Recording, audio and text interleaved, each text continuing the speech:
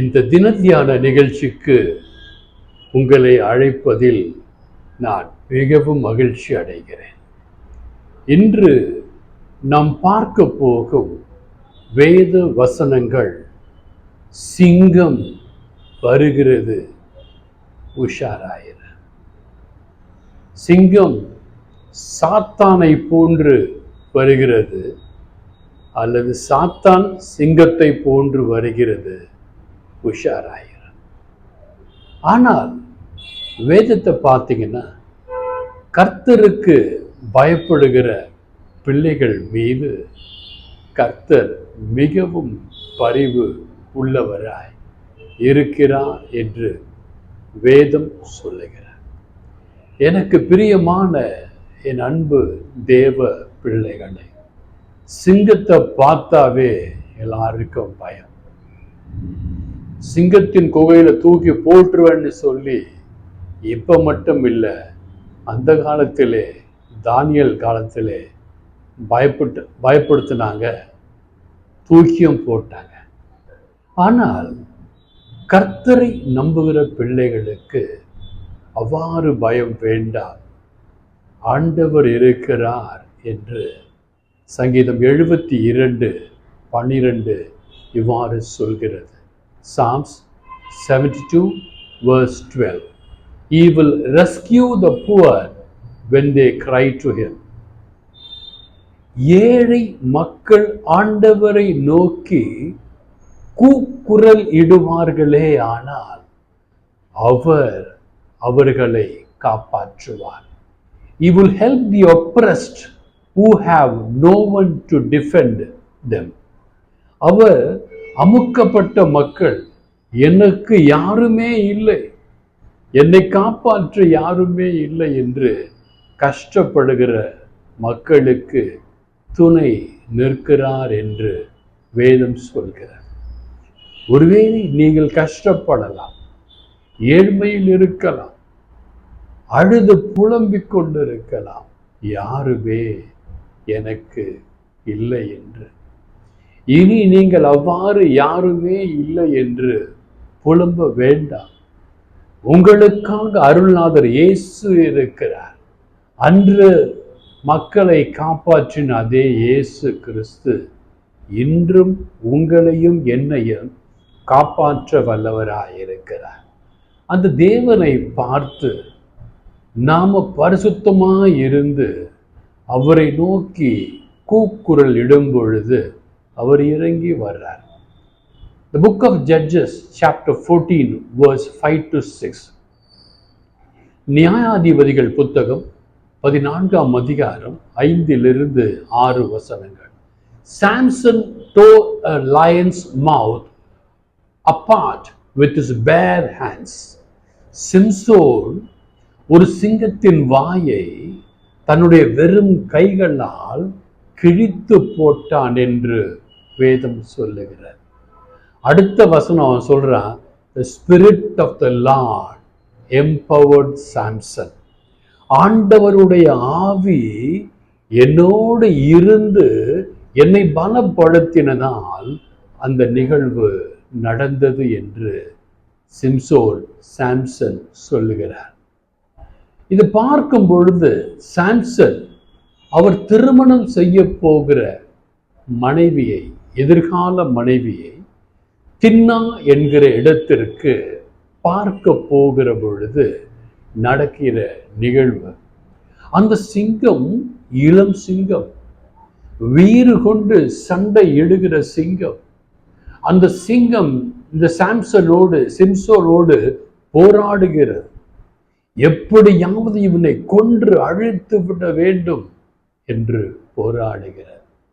ஆவியானவர், இந்த ஆண்டவருடைய பரிசுத்த ஆவியானவர் சிம்சோனோடு இருந்த காரணத்தினாலே சிங்கத்தால் ஒன்றுமே செய்ய முடியவில்லை.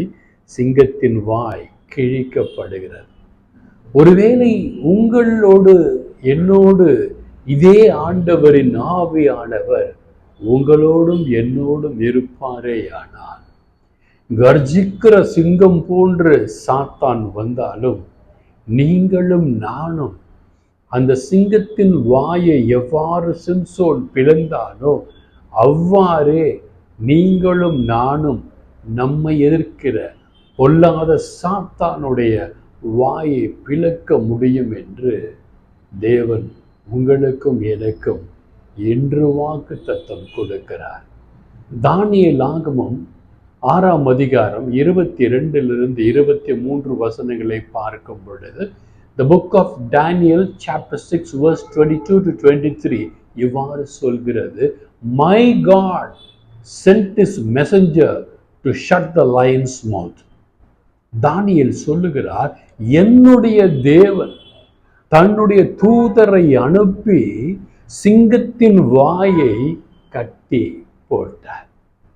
சிங்கத்தின் குகையிலே, ரொம்ப நாள் பசியா இருக்கிற சிங்கத்தின் குகையிலே தானியேலை தூக்கி போட்டார். ராஜா நினைச்சார் இந்த சிங்கம் தானியேலை கடிச்சு கொதறி தின்னுடும். ஆனா இயேசு ஒன்று நினைச்சார், என் மகனை தூக்கி போடுறாங்க. உடனே ஒரு தூதன் அனுப்புகிறார் சிங்கத்தின் குகைக்குள்ளே. என் மகனை தீண்டக்கூடாது, என் மகன் சேதாரப்படக்கூடாது என்று சிங்கத்தின் வாயை கட்டுகிறார். ஒருவேளை நீங்களும் நானும் கூட இந்த தானியேலை போன்று ஆண்டவரை ஆராதிப்போமே ஆனால் உங்களை எதிர்க்கின்ற பொல்லாத சிங்கங்கள், என்னை எதிர்க்கின்ற பொல்லாத சிங்கங்களின் வாய்கள் கட்டப்படும். They have not touched me because I was judged innocent before God. அந்த தானியேல் சொல்லுகிறார், அந்த சிங்கங்கள் என்னை சேதப்படுத்தவில்லை. ஏனென்றால் நான் ஆண்டவருக்கு முன்பாக பவித்திரமாய் இருந்தேன்.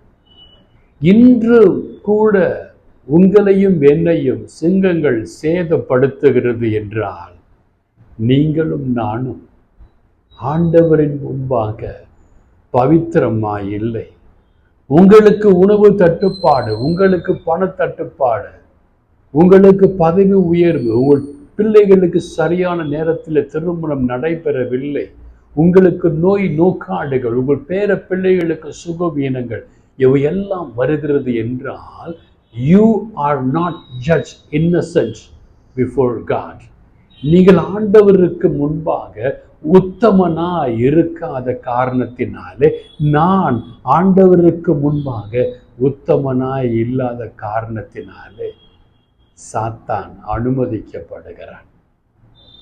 I haven't done anything wrong to you either your majesty அப்படின்னு சொல்றான். நான் உங்களுக்கு எதிராக கூட ஒன்றுமே தவறு செய்யவில்லை என்று ராஜாவுக்கு முன்பாக சொல்லுகிறான். ஆண்டவருக்கு முன்பாக தவறு செய்யவில்லை, ராஜாவுக்கு முன்பாக தவறு செய்யவில்லை. நீங்களும் நானும் கூட தேவன் இதையே விரும்புகிறார். ஆண்டவருக்கு முன்பாகவும் உங்கள் என் மூப்பர்களுக்கு முன்பாகவும் நீங்களும் நானும் குற்றமற்றவர்களாக இருக்க வேண்டும். இதே தானியேல் 6:23 the king was thrilled. அந்த ராஜா அப்படியே அதிர்ந்து போயிட்டான், அசந்து போயிட்டான். எப்படி தானியேலுக்கு இப்பேற்பட்ட ஒரு கிருபை? இந்த கிருபை யாருக்கு கிடைக்கும்? உண்மையாய் ஆராதிக்கிற இந்த தேவனுடைய பிள்ளைகளுக்கு தான் இந்த கிருபை கிடைக்கும் என்று அன்றே தாவீது தானியேலை பார்த்த அந்த ராஜா, தாவீதல்ல மன்னிக்கணும், தானியேலை பார்த்த அந்த ராஜா நடுநடுங்கி போயிட்டான், த்ரில் ஆயிட்டான், பயந்து போயிட்டான். பவுலடிகளார் இப்படியாக சொல்கிறார், 1 பேதுரு 5ஆம் அதிகாரம் 8ஆம் வசனத்திலே, பி காம், நீங்கள் பொறுமையோடு இருங்கள், பட் விஜிலண்ட், கவனமாயிருங்கள். நீங்க வேலை செய்யற இடத்துல, நீங்க ஊழியம் பண்ற இடத்துல, நீங்க குருவா இருந்தா, கண்ணீரா இருந்தா, யாரா இருந்தாலும் பி காம். உங்களை ஏளனப்படுத்துவார்கள், உங்களை துக்கப்படுத்துவார்கள், உங்களை கவலைப்படுத்துவார்கள், உங்களை சஞ்சலப்படுத்துவார்கள். பி காம் பட் விஜிலண்ட், கவனமாயிருங்க. உங்க காரியத்தில், உங்க வேலையில், உங்க ஊழியத்தில் நீங்க தவறு பண்ணாதபடிக்கு கவனமாயிருங்க. Because the devil is coming like a roaring lion. ஏனென்றால் சாத்தான் கர்ஜிக்கின்ற சிங்கத்தை போன்று யாரை விழுங்கலாம் என்று பார்த்து கொண்டிருக்கிறான். உங்களையும் என்னையும் கூட ஒவ்வொரு வினாடியும், ஒவ்வொரு நிமிடமும், ஒவ்வொரு நேரமும், ஒவ்வொரு நாளும், ஒவ்வொரு மாதமும், ஒவ்வொரு வருஷமும் சாத்தான் உங்களையும் என்னையும் எப்படி விழுங்குவது என்று திட்டம் தீட்டிக் கொண்டிருக்கிறான். இந்த திட்டத்திலிருந்து நீங்கள் தப்பு வைக்க வேண்டும் என்றால் உங்களை சுற்றி ஒரு வட்டம் போட்டுக் கொள்ள வேண்டும். பரிசுத்த வட்டம். நான் பரிசுத்தமாய் இருக்கிறேன், எனக்கு எந்த ஒரு நிகழ்வும் இப்படி ஏற்படாது, சாத்தான் கர்ஜிக்கின்ற சிங்கத்தை போன்று என்னை விழுங்க முடியாது. ஒருவேளை சாத்தான் என்னை அடிக்க வருவானே ஆனால், என்னை அழிக்க வருவானே ஆனால், எப்படி சிம்சோன் அந்த சாத்தானின் வாயை, சிங்கத்தின் வாயை கிழித்தானோ அப்படி நான் கிழிப்பேன் என்கின்ற உறுதியான நிலைப்பாடு உங்களிடத்திலே வேண்டும். எவ்வாறு தானியேல் சொன்னாரோ, நான் குற்றமற்றவன், நான் பவித்திரமாய் இருக்கின்ற காரணத்தினாலே சிங்கத்தின் வாயை தேவன் கட்டினார். அதே போன்று நீங்களும் சொல்ல வேண்டும். அப்படி சொல்லுகின்ற ஸ்தானத்தில் நீங்கள் இருக்க வேண்டும் என்று இயேசு விரும்புகிறார். என்று சொன்ன ஒவ்வொரு வார்த்தையும் சிந்தித்து தியானித்து பாருங்களேன். அவ்வாறு சிந்தித்து தியானித்து பார்ப்பீங்கன்னா நீங்க நல்லா இருப்பீங்க, உங்க குடும்பம் நல்லா இருக்கும், உங்க பிள்ளைகள் நல்லா இருப்பாங்க. God bless you all.